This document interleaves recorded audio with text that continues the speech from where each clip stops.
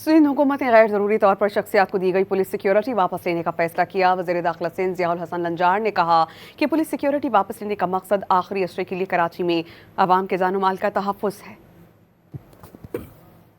ये आखिरी जो दिन है इसमें जो कि अननेसेसरी लोगों को सिक्योरिटी दी हुई थी, जो कि ज़रूरत नहीं है उन लोगों से, उनसे वापस ले रहे हैं। कैबिनेट ने भी ये डिसीजन किया था, तो हम कोशिश कर रहे हैं कि जो भी पुलिस है जो कि पार्क हुई है काफ़ी शख्सियतों के पास, हम चाहते हैं कि वो भी हम शहर में लाएं ताकि शहर में हम आवाम की जान और माल का तहफ़्फ़ुज़ करें। वज़ीर इत्तला सिंध शर्जील इनाम मेमन ने वाज़ेह किया है कि गवर्नर सिंध कामरान खान थिसोरी को हटाने पर पीपल्स पार्टी का कोई किरदार नहीं।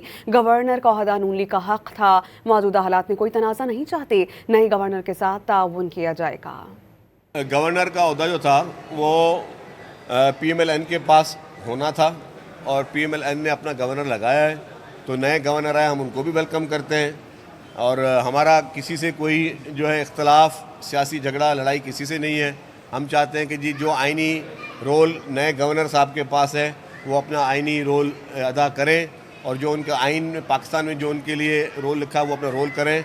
हम उनके लिए भी we are wishing them best of luck, उनकी पूरी टीम को, और उनके साथ सिंध गवर्नमेंट कोऑपरेट करेगी। पहले गवर्नर के साथ भी हमने कोऑपरेट किया और हम चाहते हैं कि जी सब ने मिलजुल कर अपने पाकिस्तान को आगे लेकर चलना है।